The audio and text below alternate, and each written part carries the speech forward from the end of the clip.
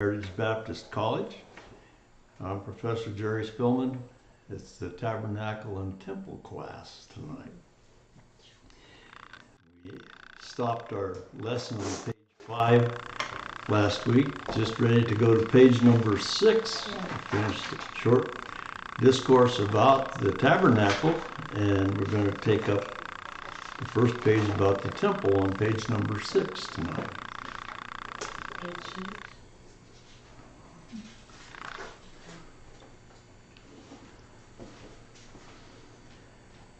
There we go. The temple. As was mentioned earlier, there were actually 3 temples built. The largest and most sumptuous of these was actually the last of the 3.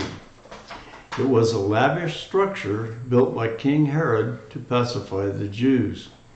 Herod's temple was the temple visited by Jesus Christ. In the New Testament, it is referred to as the temple of God, Matthew 21:12. And Jesus verified that it was truly that by applying the Old Testament scriptures to it. Although Herod's temple was recognized as God's temple, there was one important article missing: the Ark of the Covenant. Nowhere in Scripture does it state that the Ark ever rested in the most holy place in Herod's temple.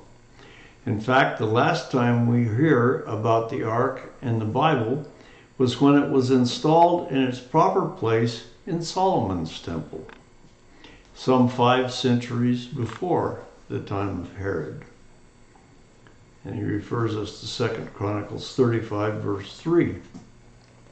When Jerusalem had been destroyed in 587 BC, the ark disappeared, never to be seen again. There are several theories concerning its current whereabouts, but none of them can be proved. Some believe it has been taken to heaven. Revelation 11:19 makes this a possibility, but this cannot be proved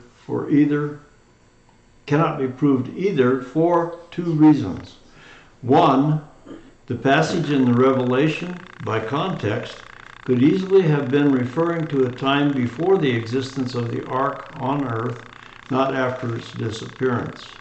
Number 2, the book of Hebrews states that the ark and everything pertaining to it and the tabernacle were merely shadows of things already existent in heaven.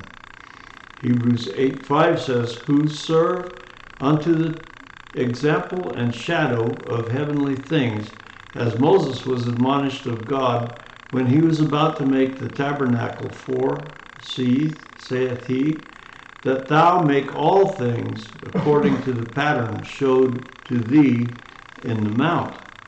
Therefore the ark spoken of in the book of Revelation could easily have been speaking about the reality in heaven, of which the ark constructed by Moses for the tabernacle was merely a shadow, which would leave us not knowing where the ark actually was, still on earth or in heaven. Where the ark is now is really of no concern because it pertained to the old covenant under the law, and the world is now under the new covenant under grace by the blood of Christ. I'd like to show you something. I have to go back over here and get it out of my backpack.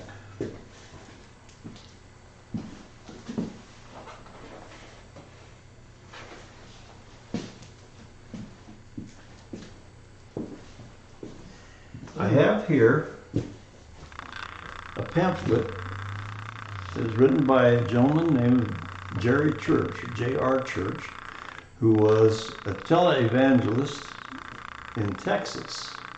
Here's a picture of him on a TV set, Prophecy in the News. You notice what the title is? We have found the Ark of the Covenant. There are many, many theories like this. Now, the people think they have seen the Ark of the Covenant. They think they've found the Ark of the Covenant. And I'll just tell you briefly what this booklet says. It's a little bit long to go into for class time, but Mr. J.R. Church did a lot of research. And like here, he mentions both of these things, that it's either in heaven or, you know, it's put somewhere. He believes that the Catholic Church has the Ark of the Covenant in Palermo, Italy, down in a catacomb. And he met a man at, Mr. Church met a man at some kind of a media thing for a bunch of television people that worked in television.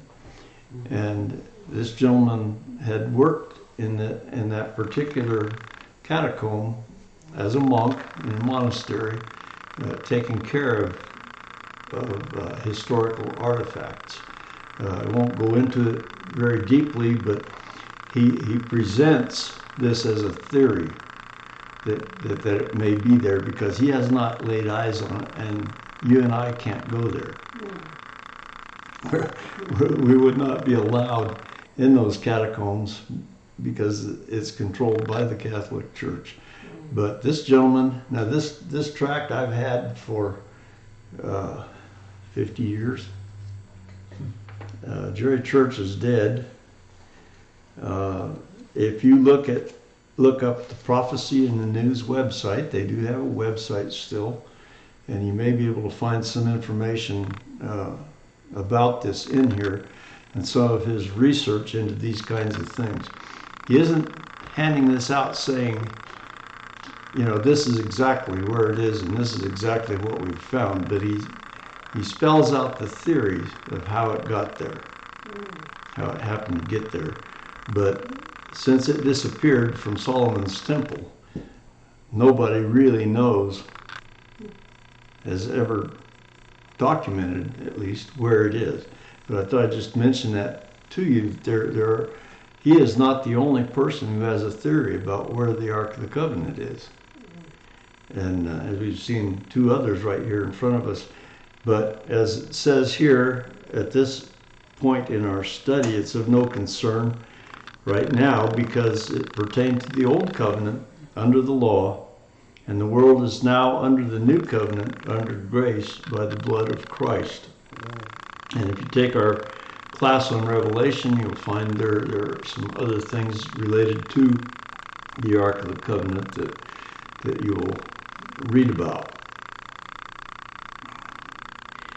It says, even to the Jew, it is of no scriptural significance today, since the law was fulfilled in Christ, and even their prophet Jeremiah foretold its disappearance and non-significance in Jeremiah 3:15 through 17. Eventually, the ark will be superseded by Jerusalem itself, which will be called the throne of the Lord. Judah and Israel will once again be reunited, and all the nations of the earth will be gathered unto the Lord's throne, of which the ark was a type, which will be the city of Jerusalem. What a glorious time that will be. On our next page, we have a beautiful colored picture of Herod's temple. You have a beautiful colored picture of Herod's temple. Oh, you don't have That's a beautiful colored picture. The folks out there are seeing a beautiful Oh, colored yeah, I got picture. one. Alright. And if you look up here, but Daniel, it's right here. It's provided for you in color for you to see. Don't complain, Is that brother. Is that still in You got a existence real today? Corrected. Ma'am? Is that still in existence right now? That's a model. Oh, okay. Yeah, this is a model of it. It's Okay. it probably looked very much like that model. I have a brother who builds model things, and if he had built this thing, I'm sure that it would have been exactly to scale. He's very picky about how he builds things, and That picture's a little squished on the screen, actually. So It that's, is. that's Should supposed be a to little, be, stretched a little more. that right should be a and little bit longer. that's supposed to be the third temple? That's It's Herod's. Herod's Temple? temple. Yes. Yeah. So we'll take up a study on page number 8 of Solomon's temple. Okay? David and Solomon and the temple. David conceived the original idea for the temple. After 7 months in the land of the Philistines, the ark of the Lord was sent to the land of Bethshemesh. 1 Samuel 6, 1 through 14. And we might just look at that. Go to 1 Samuel. If I can get my electronics to cooperate here. 1 Samuel, chapter 6.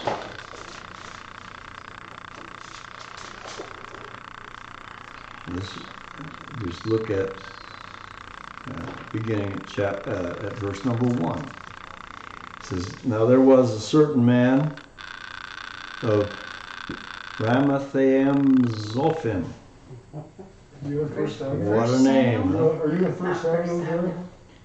1 Samuel chapter First 1, Samuel. verse 1. Okay, we're in 6. Oh, You one. told us 6. No, verse 6. 1, first 6. All right. Yeah. Actually, should be in chapter 6. I was in chapter 1. Oh, now we gotta be Sorry. okay, chapter 6, verse 1. Chapter Yeah, 6, we verse need 1. to be. Alrighty, got it. I told you my electronics wasn't cooperating with me. And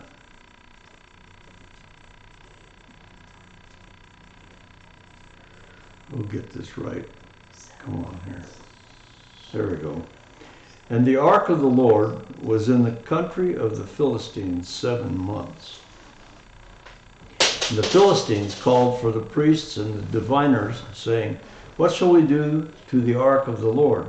Tell us wherewith we shall send it to his place.' And they said, 'If you send away the ark of God of Israel, send it not empty, but in any wise return him a trespass offering. Then ye shall be healed, and it shall be known to you why his hand is not removed from you.' Then said they, What shall be the trespass offering which we shall return to him? And they answered, 5 golden emerods and 5 golden mice, according to the number of the lords of the Philistines, for one plague was on you all, and on your lords.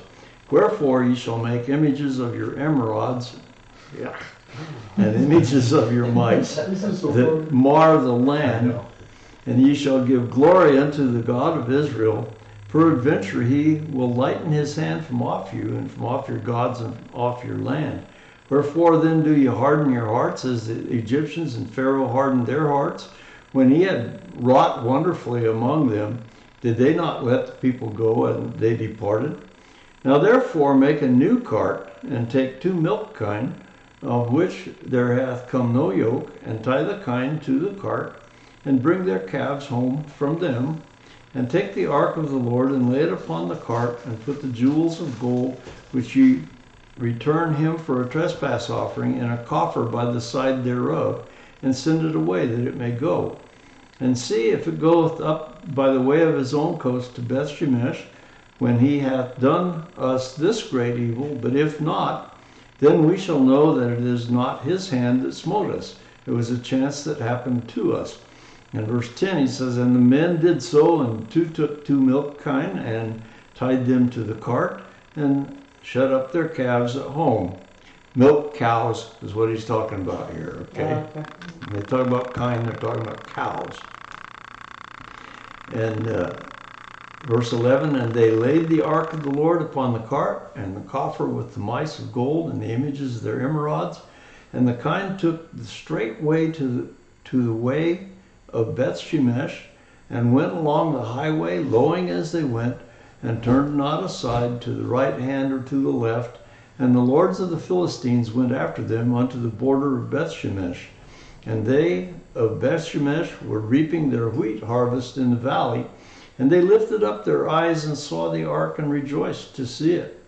And the cart came into the field of Joshua of Bethshemite, and stood there, where there was a great stone. And they clave the wood of the cart, and offered the kine of burnt offering unto the Lord." Wow, that's kind of rough. Those little calves don't have a mama anymore. Yeah. And they burned them up with the wood of the cart. It said from there it was brought to Kirjath Jearim, where it abode in the house of Abinadab for 20 years. That's 1 Samuel 7, 1 and 2. Samuel 7. Second Samuel. First Samuel. Yeah, it's 1 Samuel 7. Second. And start at verse 1. It says, And the men of Kirjath Jearim came and fetched up the ark of the Lord and brought it to the house of Abinadab on the hill and sanctified Eleazar his son to keep the ark of the Lord. And it came to pass while the ark abode in Kirjath Jearim that the time was long, for it was 20 years, and all the house of Israel lamented after the Lord. From there the ark was brought over to the house of Obed-Edom, where it rested for 3 months, because of David's fear of the Lord over the death of Uzzah, because of his error in touching the ark at the threshing floor of Nachon. Okay, and that's in 2 Samuel 6:11. We're just going to move on. It says, From there David brought it in the hands of the Levites to Jerusalem, where it was settled in a tabernacle. Now, remember, a tabernacle is a tent. That's why they put tent in here. That David had constructed for it. And after the Lord had given David some rest from all his enemies, David began to feel that it was not right that he lived in a house of cedar while the ark of God dwelleth within curtains. And if we look at 2 Samuel chapter 7, and look at the first 2 verses there. He says, And it came to pass, when the king sat in his house, and the Lord had given him rest round about from all his enemies, the king said unto Nathan the prophet, See now, I dwell in a house of cedar, but the ark of God dwelleth within curtains. He says, You've got God stuffed out here in this old tent, and I'm living in this nice house. Therefore David inquired of the prophet Nathan about the matter, and Nathan brought word from the Lord that because David had conceived on his own this idea of a more permanent dwelling place for God, then God would bless the house of David through his posterity. God promised that David's throne would continue after him, and that his son would build the temple of God. And if you're still in 2 Samuel chapter 7, if you take up there at verse number 3, and we'll read to verse 17. It says, And Nathan said to the king, Go do all that is in thine heart, for the Lord is with thee. And it came to pass that night that the word of the Lord came unto Nathan, saying, Go and tell my servant David, Thus saith the Lord, Shalt thou build me an house for me to dwell in? Whereas I have not dwelt in any house since the time that I brought up the children of Israel out of Egypt, even to this day, but have walked in a tent and in a tabernacle. In all the places wherein I have walked with all the children of Israel spake I a word with any of the tribes of Israel, whom I commanded to feed my people Israel, saying, Why build ye not me an house of cedar? Now therefore, so shalt thou say unto my servant David, Thus saith the Lord of hosts, I took thee from the sheepcote, from following the sheep, to be ruler over my people, over Israel. And I was with thee whithersoever thou wentest, and have cut off all thine enemies out of thy sight, and have made thee a great name, like unto the name of the great men that are in the earth. Moreover, I will appoint a place for my people Israel, and will plant them, that they may dwell in a place of their own, and move no more, neither shall the children of wickedness afflict them any more as before time.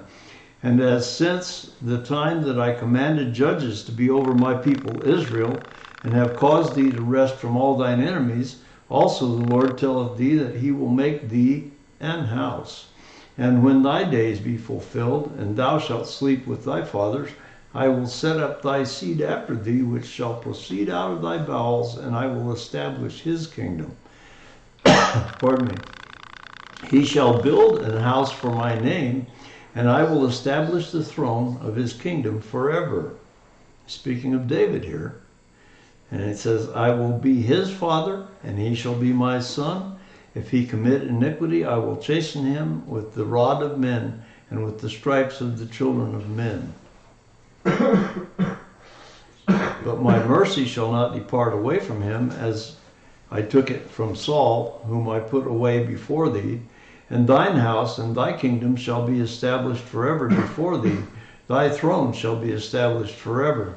According to all these words and according to all this vision, so did Nathan speak unto David. So Nathan was the prophet, and he was talking to David, and he was telling him all these things. It says that was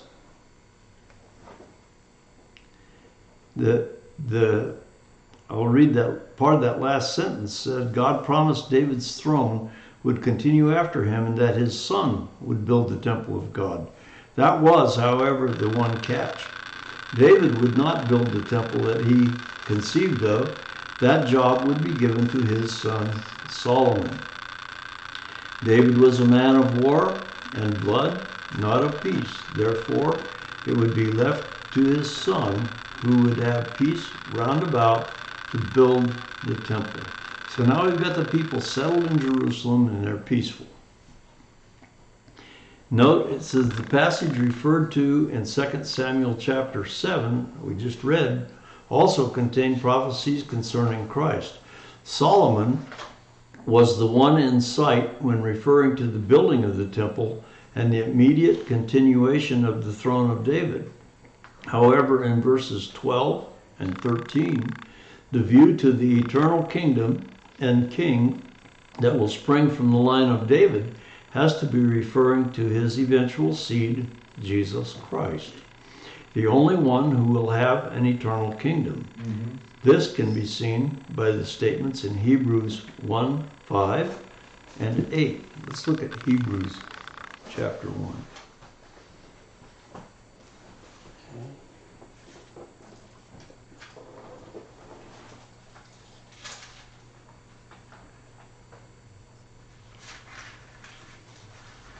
We all there? Hebrews chapter 1 and verse number 5. Doc has it on the screen there for you.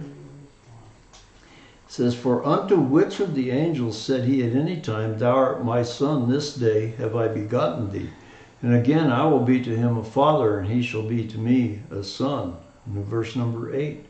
But unto the Son he saith, Thy throne, O God, is forever and ever. A scepter of righteousness is the scepter of thy kingdom.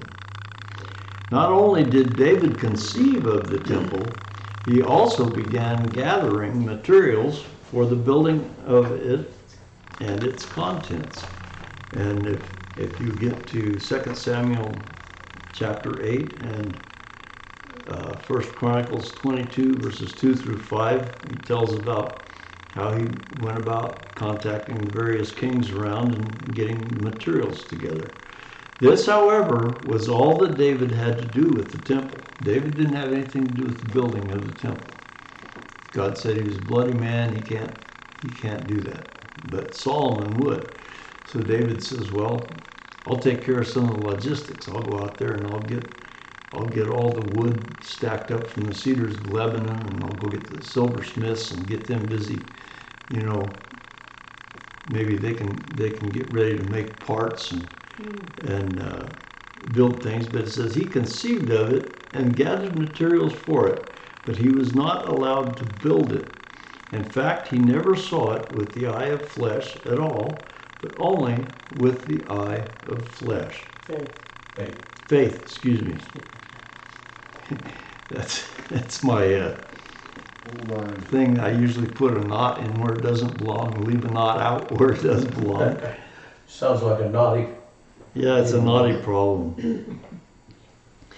It is easy to see by what we have studied so far that the sole purpose of the temple was to house the Ark of God. And he hasn't said anything else was going to happen there, have they? which represented his throne, and thus it was to be the place where God would meet with man. And he says, Exodus 25:22 et al., which means and associated scriptures Oh, and so forth. In addition, we have seen that the ark was to be replaced eventually by the city of Jerusalem, which will be for both Jews and Gentiles. Now, therefore, the loss of it and its whereabouts now are no longer important. Now on to the temple itself.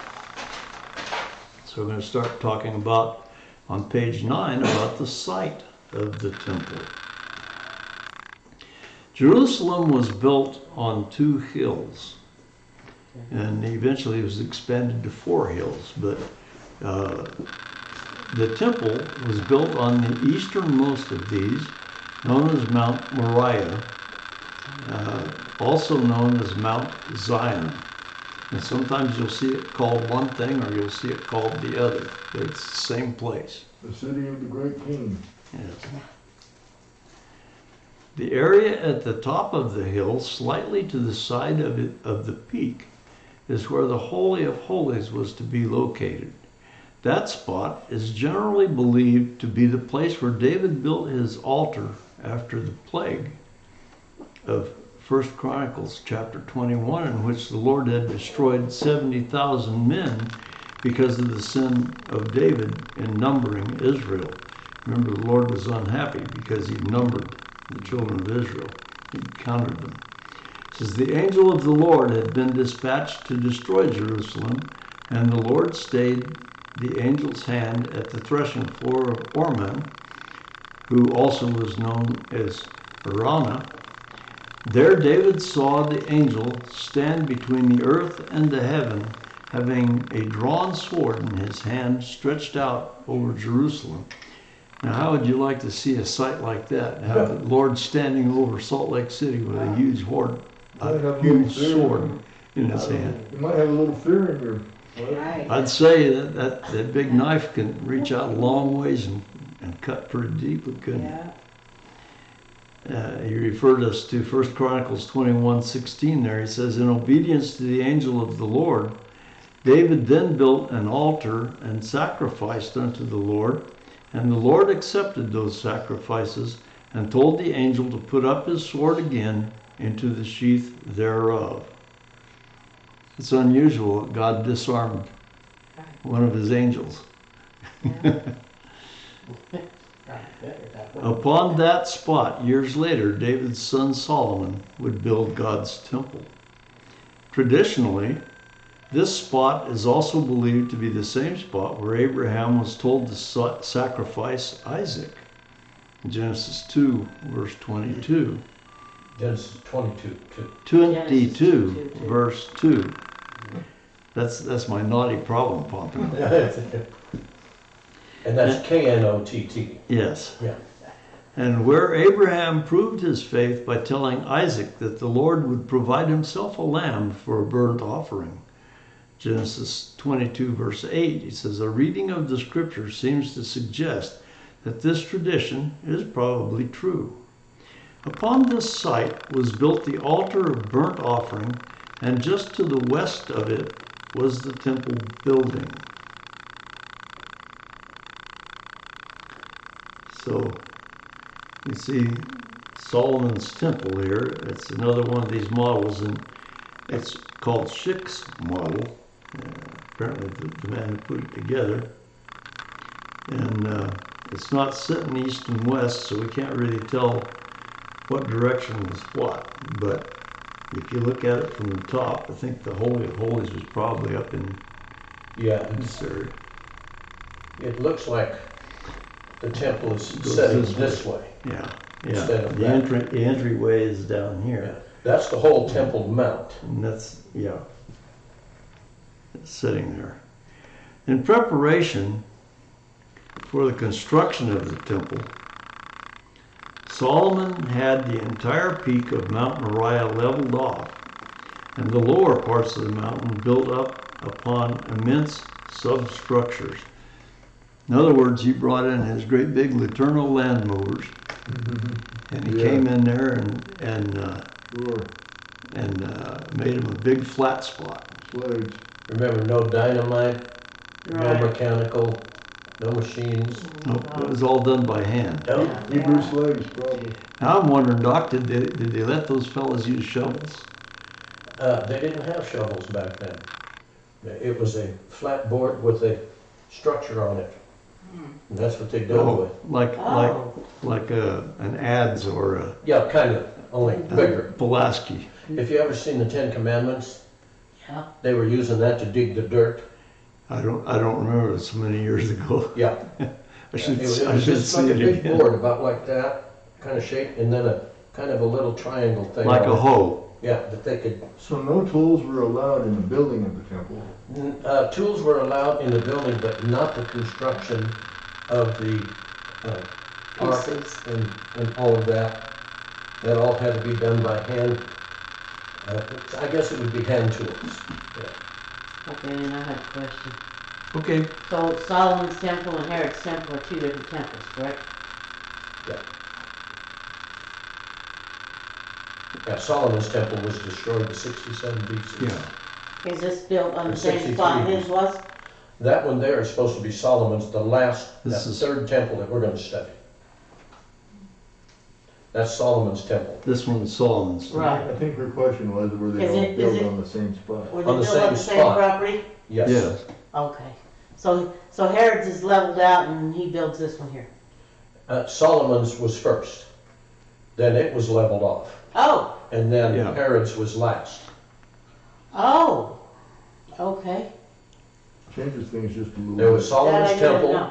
There was Solomon's temple. Okay, That was destroyed. okay. Then, and I think you'll get to it. Oh, okay. Eventually. All right. Yeah.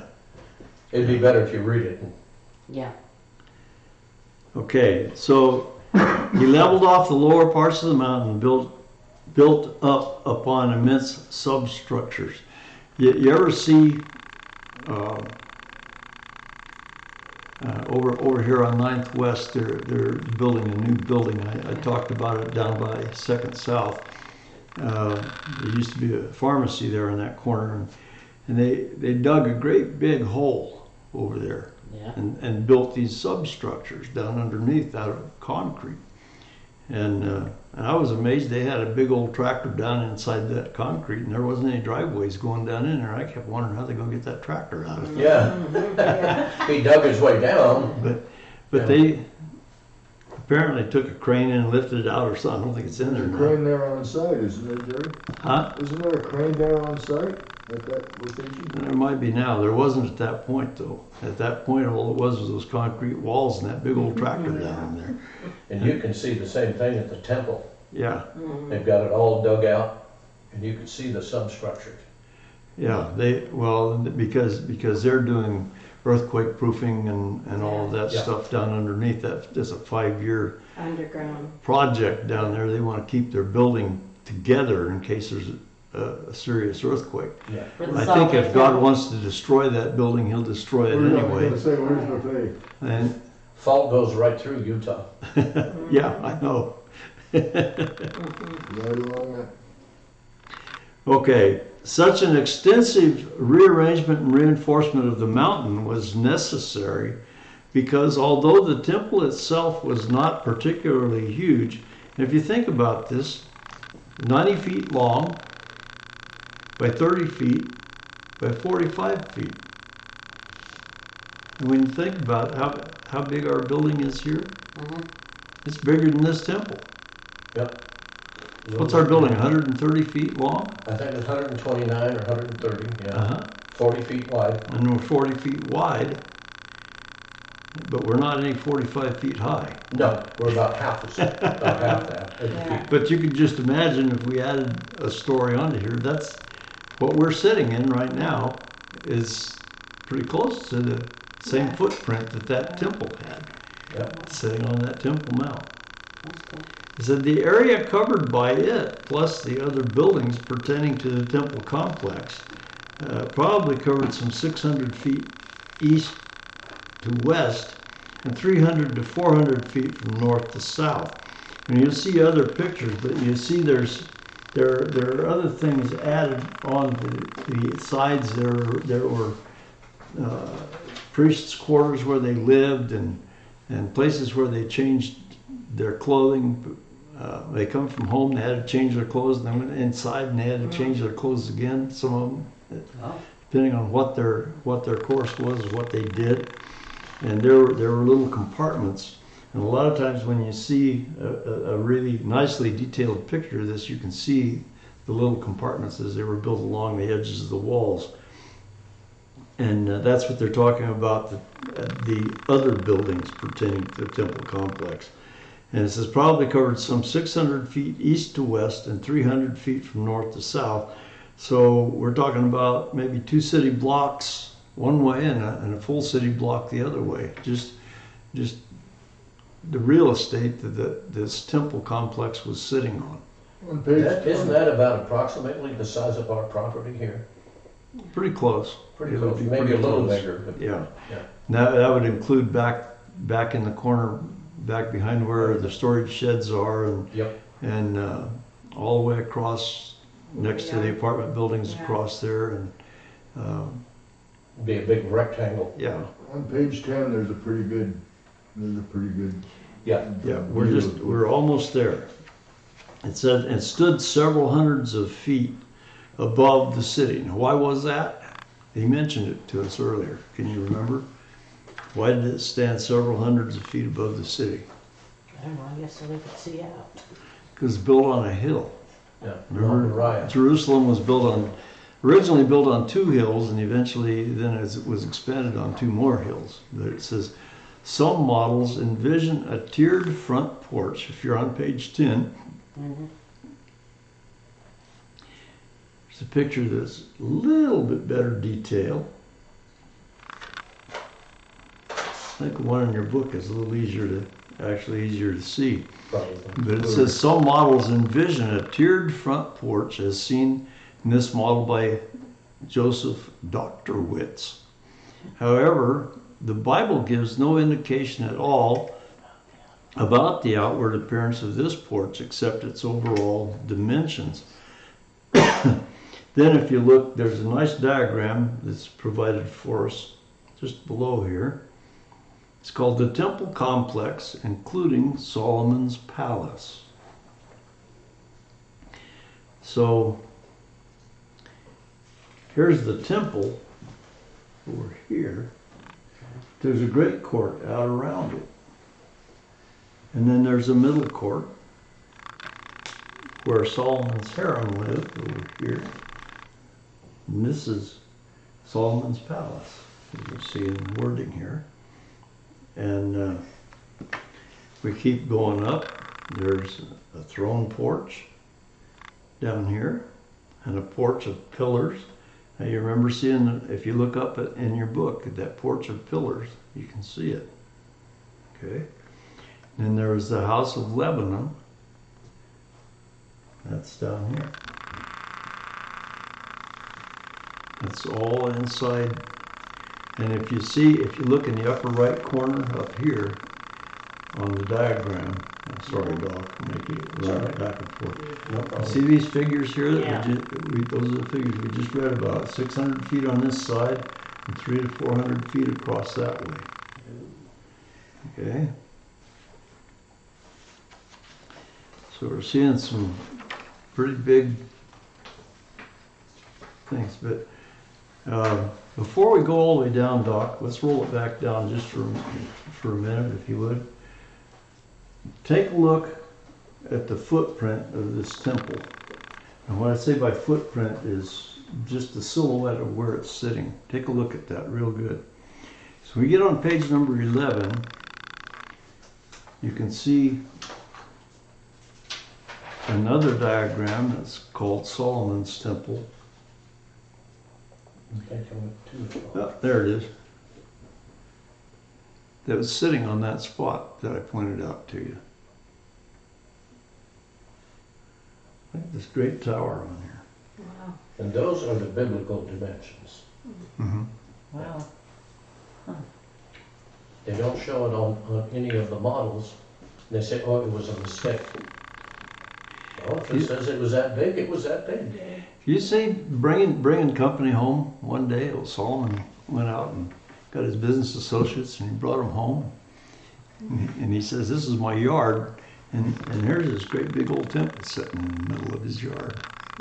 Of course, Solomon didn't go out and bring somebody home. They came to him. Yeah. Right. But it says, although the complex, including the surrounding structures, all built on this high spot above the city, was quite imposing, the temple itself was quite ungrandiose. If you look at that picture that Doc had there, or the picture in your book, it just kind of looks real plain, doesn't it? Looks like a real plain little building. Yeah. Nothing extravagant. On the outside, it was somewhat of a plain structure made of limestone blocks, most of which probably came from the quarries in the immediate area of Jerusalem. And the town where I grew up and the town where Judy grew up, the school buildings were made of limestone blocks. And you could see where they hewed the faces away and then flattened them, and then they laid them like brick. And I can remember the grade school that I went to, the way they tore the building down was that they had a gasoline tank truck come in there and they shot about 100 gallons of gasoline on the inside of the building and threw a match in it. Wow. And they burned all the wood out of the inside. And then they brought the bulldozers and trucks and cleaned it out. But the reason they did that was that limestone is pretty solid. And it was very difficult to take down. And it was easier to take it down that way as it was to try to remove the limestone from the outside and then take down the wooden structures from the inside. This is, although complex, including the surrounding structures all built on this high spot above the city, was quite imposing, the temple itself was quite ungrandiose.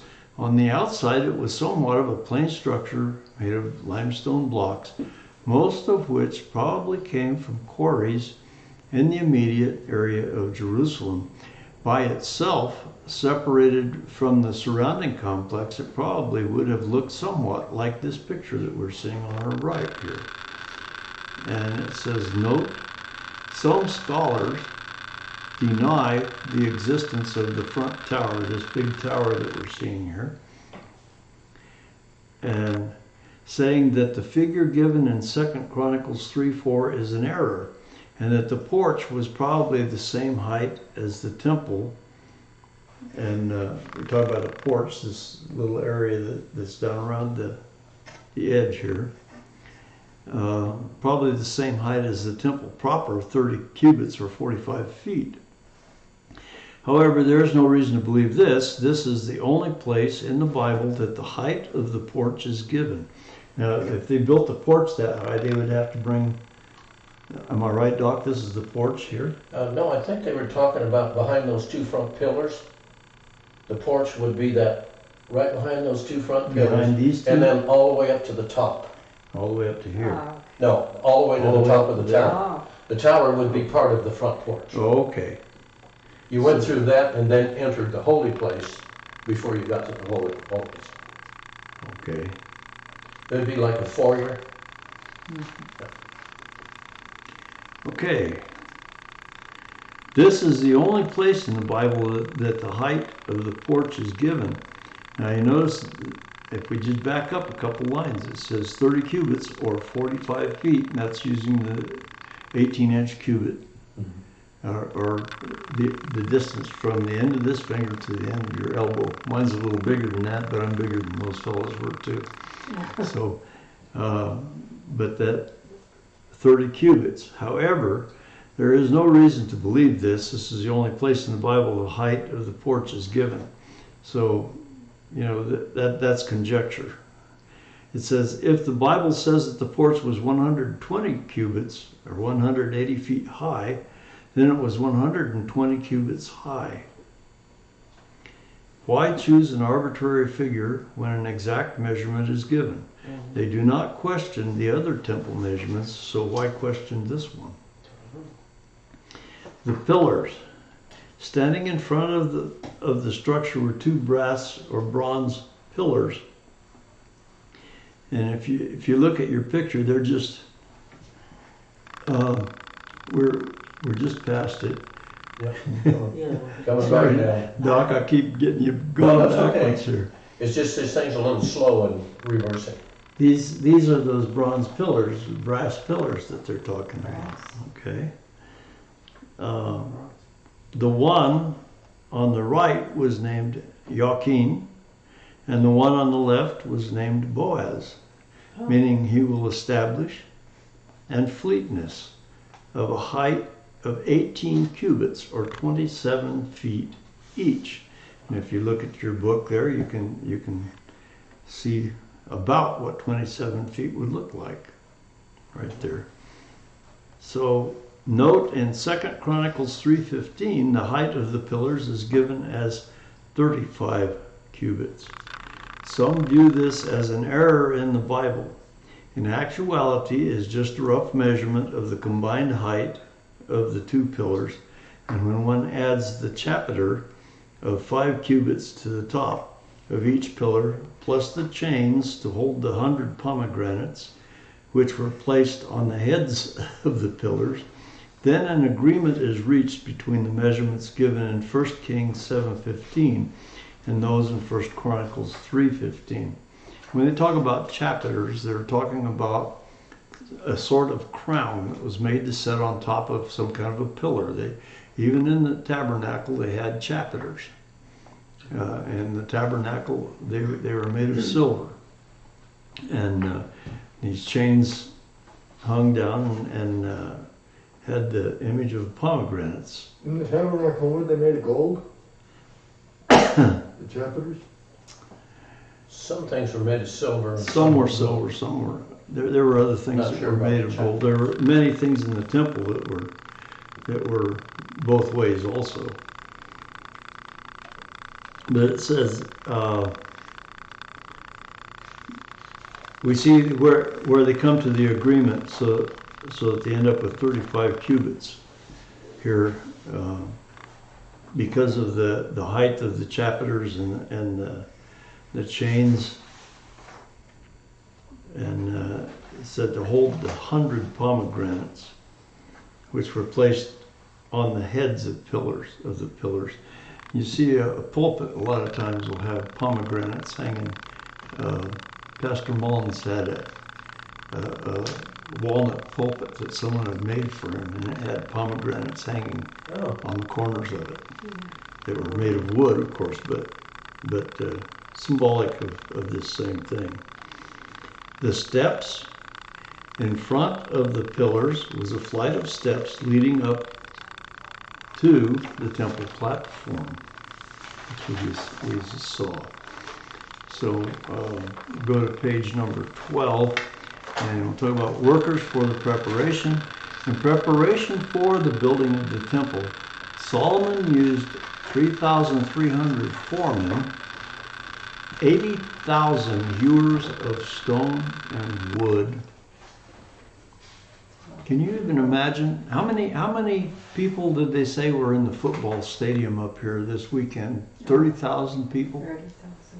I couldn't even believe we had a building in this city big enough to hold that many Yeah. people. But they said that there were 30,000 people, I believe was the figure that they quoted in that stadium. And if you go look at that stadium, it's In the massive. New Ute Stadium?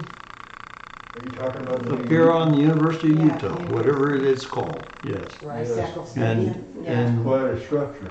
if you figure that there were 30,000 seats in there, you take that 2.5 times, the time you get to 80,000 people, that's just 80,000 people sitting down. Can you imagine 80,000 people working on this little place that we pointed out on the top of there? And that's just the hewers of stone and wood.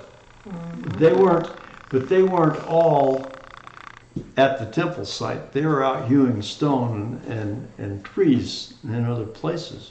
Probably at the quarry. But he said, of stone and wood, and then 70,000 bearers of burdens.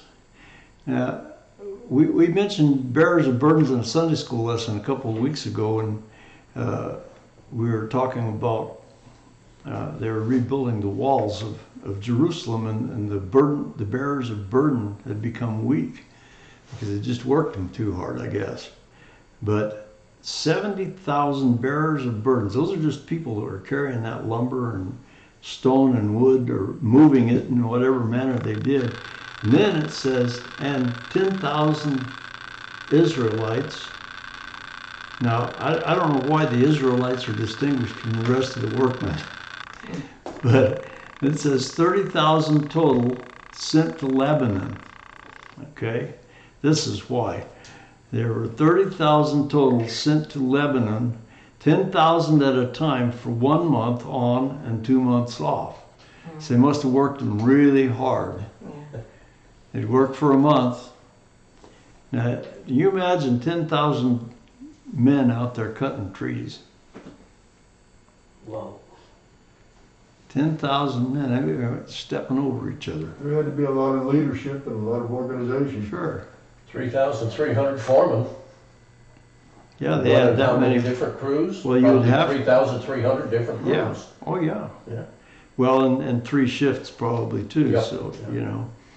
It says, dedicated to the work of preparation. Also, Hiram, king of Tyre, had an unspecified number of workmen supplying Solomon with timber for the work, as well as lumber finishers and stone squarers. Given the magnitude of the job, 7,000 would not be an unreasonable number of lumberjacks, haulers, and mariners, or sailors, people who were carrying things on ships. Because if you studied the geography, Tyre was way north of Jerusalem, up in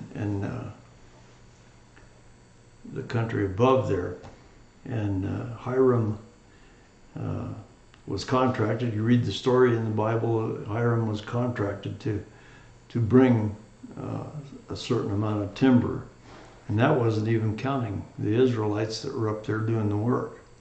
A lot of it was brought by that river, by those mariners, huh?